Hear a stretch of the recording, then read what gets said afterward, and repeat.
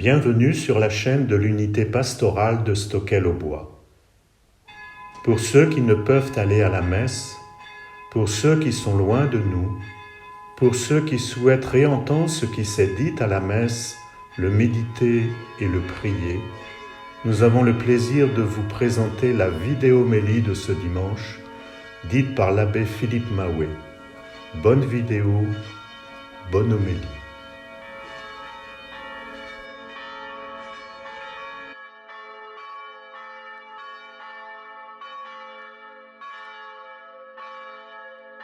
Bonjour. L'évangile de ce 22e dimanche du temps ordinaire est la suite de celui que nous avons entendu dimanche dernier. Rappelez-vous, Jésus avait posé cette question à ses apôtres, « Pour vous, que dites-vous?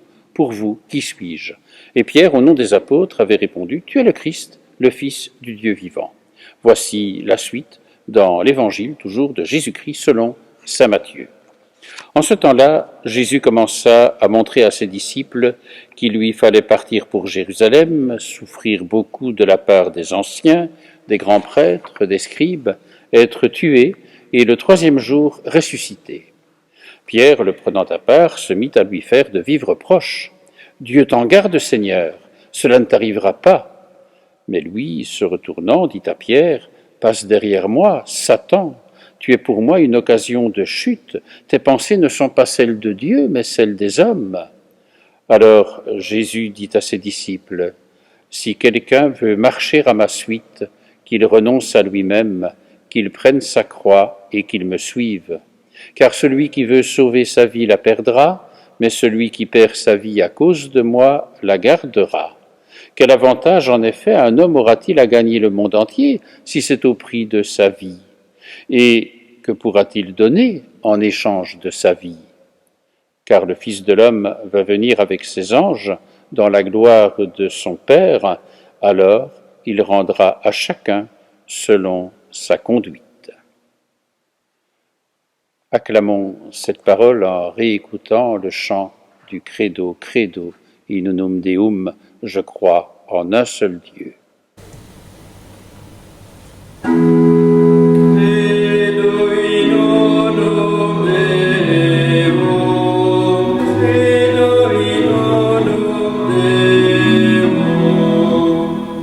Je crois en Dieu, le Père Tout-Puissant, Créateur du ciel et de la terre, et en Jésus-Christ, son Fils unique, notre Seigneur, qui a été conçu du Saint-Esprit, né de la Vierge Marie.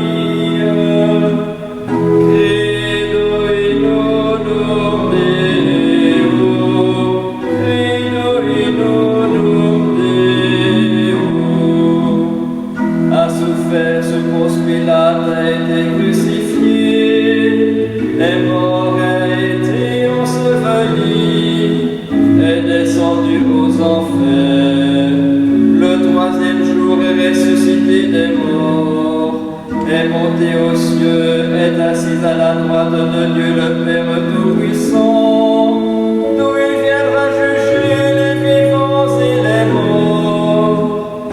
Credo in unum Deum, credo in unum Deum. Je crois en l'Esprit Saint, à la Sainte Église catholique, à la communion des saints, à la rémission des péchés, à la résurrection de la chair, à la vie éternelle. Amen. Credo in unum Deum, credo in unum Deum.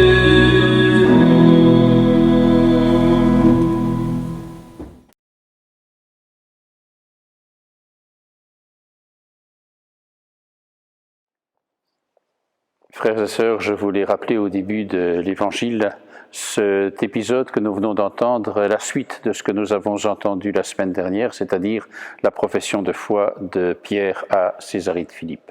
Et il y a une félicitation, pourrait-on dire, de Jésus à Pierre, un encouragement lorsqu'il lui dit « Heureux es-tu, fils de Jonas ». Et puis alors, Jésus va proposer son programme, pourrait-on dire.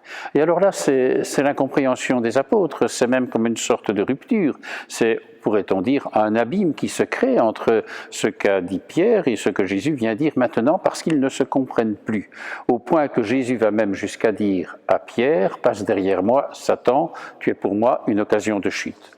Alors que se passe-t-il? C'est vrai que Jésus vient annoncer, je dirais, son programme, mais c'est plus qu'un programme, c'est sa mission, son itinéraire de vie, sa montée vers Jérusalem, dire qu'il allait mourir parce qu'il avait souffert et qu'il y aurait la mort et la résurrection. Enfin, le programme, entre guillemets, de Jésus est tout à fait inaudible pour les apôtres qui viennent de dire « Tu es le Messie ». Et qui est le Messie? Pourquoi est-ce que si Dieu est Dieu, par sa puissance, ne vient-il pas supprimer la mort, ne vient-il pas supprimer la souffrance? Ça reste un grand mystère, qu'il nous est difficile de comprendre, mais dans lequel il faut pouvoir entrer. Et je me dis que même lorsque l'on regarde la situation d'aujourd'hui et de toujours, les causes de l'athéisme peuvent venir de ce qui est engagé ici. Quand Jésus dit « tes pensées ne sont pas celles de Dieu, mais celles des hommes », c'est vrai pour nous aussi. Et c'est donc la question de Dieu. Qui pour nous est le Messie? Comment le voyons-nous? Et découvrir que la vie de Jésus et le chemin qu'il prend ne correspondent pas toujours à ce que nous avions imaginé. Il faut donc nous convertir. Alors, c'est un grand mystère, je vous le dis, mais peut-être quand même deux clés pour essayer d'entrer dans la compréhension de ce que cela veut dire. C'est d'un côté l'amour et d'autre part la vie. Car si Jésus est venu, c'est pour, dit l'Écriture, nous donner et révéler le salut. Et qu'est-ce que le salut? Sinon le fait que l'amour est vainqueur du mal et que la vie est victorieuse sur la mort. Alors, je dirais ultimement, c'est vrai que souvent l'avant-dernier mot, bien, c'est du côté de la mort, du côté du mal, mais on sait bien que ultimement, Jésus vient nous donner ce salut qui est amour et vie. Mais à travers une traversée, j'allais dire. Il n'y a pas un gymkhana qui nous fait détourner les réalités de ce que c'est que l'humain. Jésus est venu traverser tout ce qui fait l'humain jusqu'à la souffrance, jusqu'à la mort, et c'est là finalement le grand mystère, mais de reconnaître que c'est le seul chemin qui conduit à la plénitude de l'amour et qui conduit aussi à la plénitude de la vie dans la résurrection. Alors à nous de faire ce chemin avec les disciples, ça n'a pas été évident pour eux, ce ne l'est certainement pas pour nous, mais de correspondre toujours mieux à qui est Jésus, à reconnaître qui il est, et que le Messie est véritablement celui qui, en faisant cette montée vers Jérusalem, sa mort et sa résurrection, son chemin de croix, est celui qui nous indique le chemin de l'amour et de la vie porté à leur accomplissement. Finalement, ce que Jésus vient nous donner, c'est l'humain dans sa plénitude. Et à ce moment-là, l'humain touche le divin. Mais l'évangile n'est pas terminé ce dimanche. Il y a aussi cette question de savoir qu'est-ce que cela veut dire être disciple. Et Jésus dit, celui qui veut être à ma suite, celui qui veut marcher à ma suite, c'est ça la définition du disciple, qu'il renonce à lui-même, qu'il prenne sa croix, qu'il me suive en perdant sa vie. Alors, très rapidement, peut-être reprenons chacune des composantes de ce que c'est que la vie du disciple.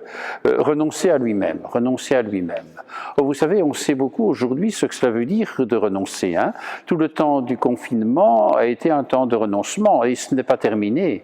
Et nous avons dû renoncer jusqu'à certaines libertés qui sont les nôtres pour que la vie puisse être préservée. La nôtre et celle des autres. Et nous l'avons accepté ou mal accepté, je dirais, ça c'est un petit peu selon chacun.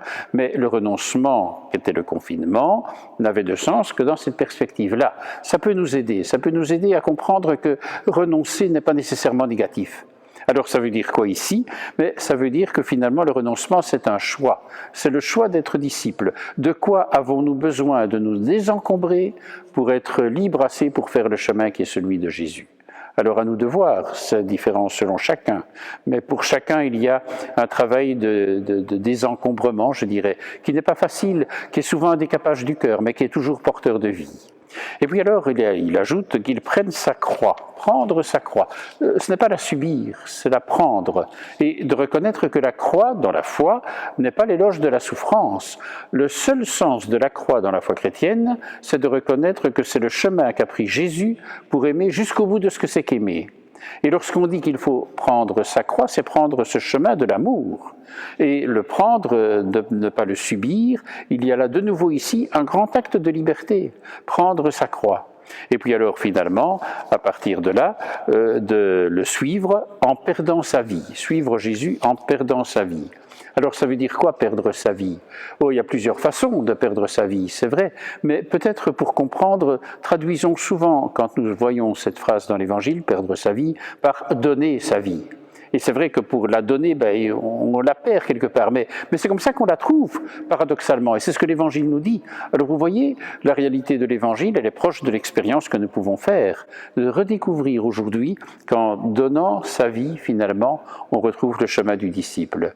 Alors l'Évangile d'aujourd'hui nous invite à redécouvrir d'abord le chemin du Christ comme Messie, qui est sa montée vers Jérusalem, le mystère pascal qui débouche après la mort sur la résurrection, et aujourd'hui, en Église, de devenir une Église de disciples. Alors à nous de devenir peuple de disciples, peuple de prophètes au cœur des réalités qui sont les nôtres. Le 1er septembre, ce sera après-demain si nous sommes dimanche, puisque le 1er septembre c'est le début de la nouvelle année, l'année pastorale bien sûr, l'année scolaire aussi, alors que ce temps de rentrée qui est un petit peu différent des autres années, bien sûr en cette année 2020, puisse nous aider à réfléchir comme chrétiens et comme communauté chrétienne à ce que veut dire être disciple aujourd'hui. Alors je nous souhaite d'être vraiment une Église, une communauté de disciples pour mettre nos pas à la suite du Christ et vivre ensemble un véritable chemin qui est un chemin de béatitude. Heureux es-tu, a dit Jésus à Pierre, heureux sommes-nous d'être un peuple de disciples. Amen.